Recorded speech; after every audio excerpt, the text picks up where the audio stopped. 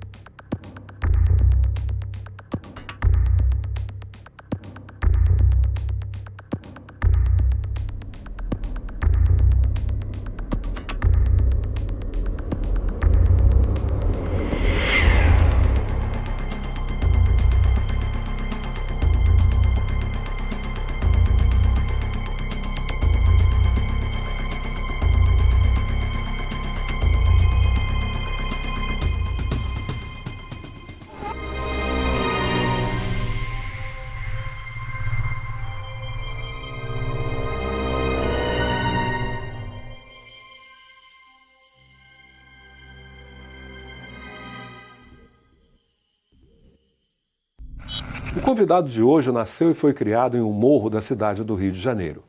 Quando jovem, chegou a fazer vestibular para o curso de matemática na Universidade Federal Fluminense, mas a vida o levou para a Polícia Militar do Estado do Rio de Janeiro, onde atingiu no ano 2000 o topo da carreira, tornando-se comandante-geral. Atualmente é coordenador de segurança humana da ONG Viva Rio, condição em que atuou no Haiti após o terremoto de 2010. É também membro da Comissão de Combate à Intolerância Religiosa do Estado do Rio de Janeiro e da Comissão Permanente de Direitos Humanos da Grande Loja Maçônica do Estado, além de colunista do programa Sem Censura da TV Brasil.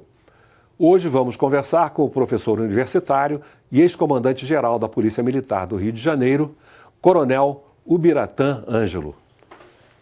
Ubiratã, posso chamá-lo assim? Deve, né? Como é que foi essa sua passagem da ideia de ser professor de matemática para oficial da Polícia Militar? Raciocínio matemático. Seu pai teve a ver com isso? Na verdade, é um raciocínio matemático. Na verdade, eu sou o segundo Ângelo da família. Meu pai é o primeiro. A minha família é Moraes. Meu pai chama-se Antônio Ângelo. Por quê? Eu imagino, não tenho uma resposta concreta, mas a minha avó morreu no parto do meu pai. Ele é o irmão mais novo. Então, meu pai não tem o sobrenome do meu avô. As irmãs do meu pai e o irmão falecido do meu pai tinham Moraes, né? Isso em Barra do Piraí. Meu pai foi criado pela irmã do meu avô, uma pessoa pobre, que criou meu pai e mais 5 filhos da mesma maneira.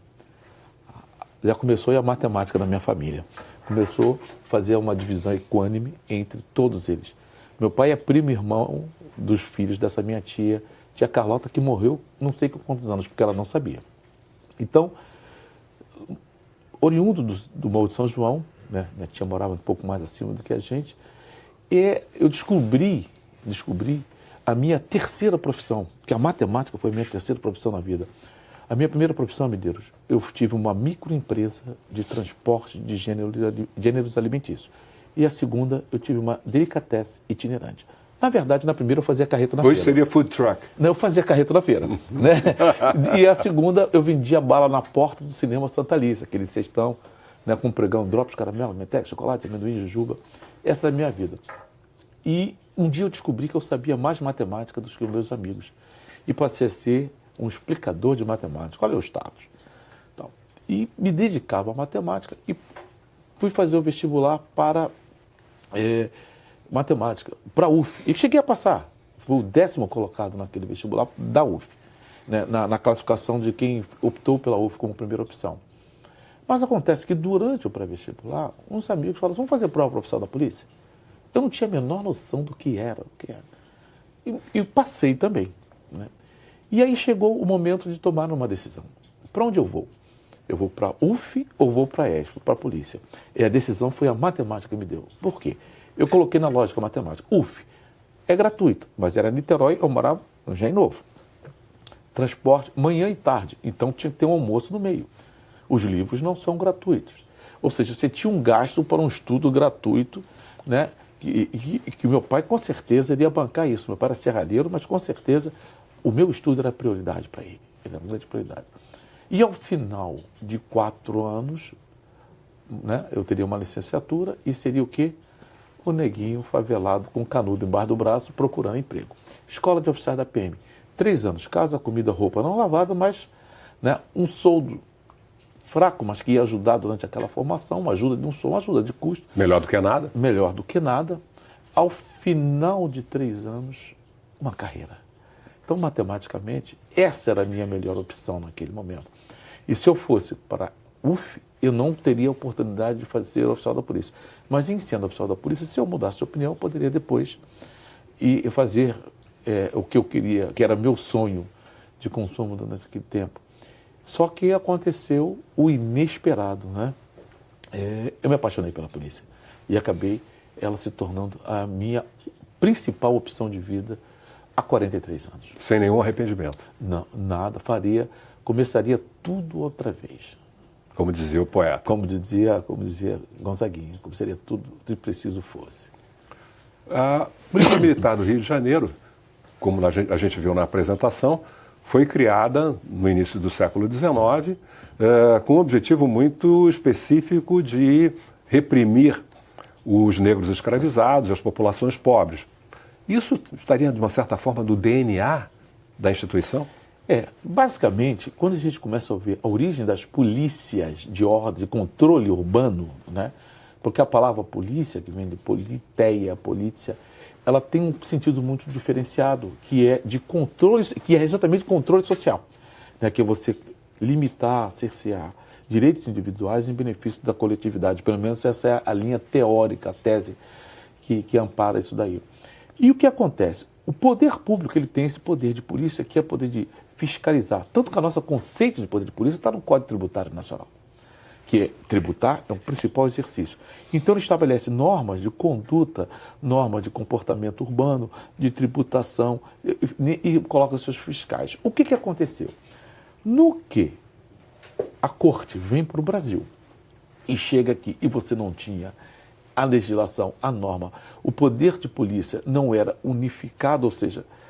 Havia várias polícias? Várias polícias e todas privadas, né? Ligadas aos governadores, ligadas aos donos de fazendas, aos latifundiários, sim, cada um, né? Daí os seus quadrilheiros, que eles faziam suas quadrilhas de patrulheiros, de vigilantes, etc. Quando chega à corte, ela tinha algumas perguntas fundamentais, estruturantes por ela. Quando é que nós voltamos para Portugal? E a segunda é, será que nós voltamos para Portugal? E Napoleão vai deixar? E no fenômeno disso, né, vamos perguntar para os ingleses que garantiram a nossa saída. Mas naquele fenômeno, precisava ordenar no conceito de corte e ordenar, estabelecer normas de poder de polícia. Em 1808, é criada a Intendência Geral de Polícia da Corte. Sabe quantos policiais tinha na Intendência Geral? Nenhum. Por quê? Porque ele é um órgão de poder de polícia. Então ele cria onde você pode estacionar a carruagem, onde os negros podem atuar, ou seja, ele faz o controle urbano. As normas são feitas, as normas de tributos. Mas quem impõe essas normas? Precisava de alguém para fazer o controle na urbe. Aí é criado em 1809 para a preservação da paz e sossego públicos, é o que está no decreto de Dom João. A intendência, sou forçado a criar a divisão militar da Guarda Real de Polícia da Corte, aos moldes de Portugal. A Guarda Real de Polícia da Corte, ela é portuguesa, naturalmente, tentando fazer um modelo francês, que nunca conseguiu fazer o mesmo modelo francês, e ele é replicado aqui no Brasil nessa expectativa. E os estudiosos, tem poucos estudos sobre polícia da primeira metade do século XIX, tem poucos. Os historiadores se preocupam mais a partir da Guerra do Paraguai. Né, a partir da Guerra do Paraguai, ou seja, na segunda metade do século XIX, daí para frente, e tem aquela interrupção de 1888 ou 1889 com a República, aí Você tem vários estudos sobre a República Velha e aí outras instituições policiais, né?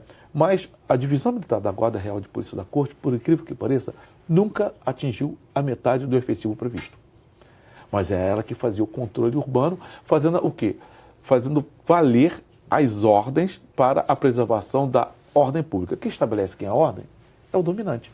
É o dominante. Então, ela vai controlar exatamente quem está lá na ponta. E aí, a sua pergunta do DNA. Eu diria o seguinte, essa questão do DNA, ela é fundamental de parar para entender. Veja só, os estudos, os historiadores, e nós temos bastante estudos sobre isso, nos indicam que no início do século XIX, o Rio de Janeiro era negro, em termos quantitativos, né? Digamos, 70% a 80% da população era negra, né? Que transitava entre escravos, libertos, escravos de ganho, toda aquela classificação.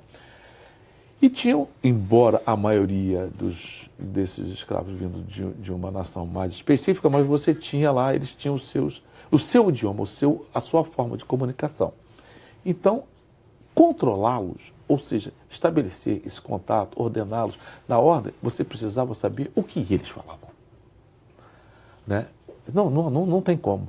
Você vê, quando a gente estuda a polícia, as polícias norte-americanas, você vê que eles têm uma tendência a colocar em determinado departamento de polícia um latino porque tem uma concentração de população latina, um negro porque, né, conforme a característica da população. E não foi diferente aqui, porque precisava saber o que os negros faziam, como eles atuavam, como era que eles se comunicavam, porque era proibido falar em outro idioma.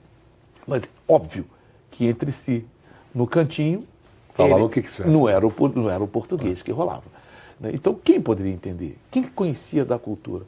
Então, aí vem a pergunta. No DNA, qual é a cor do DNA da polícia? Essa é a primeira pergunta. Quando é que entra o negro para a polícia? Desde o início? Eu não encontrei ainda um documento que ratifique objetivamente isso, mas fatalmente a gente vai encontrar. Por quê? Nós temos algumas fontes não muito exploradas pelos historiadores, né? Uma dessas fontes é o seguinte, ela vai de 1831 a 1892, mas mais ou menos por aí, que se tinha um arquivo geral da Intendência Geral de Polícia da Corte.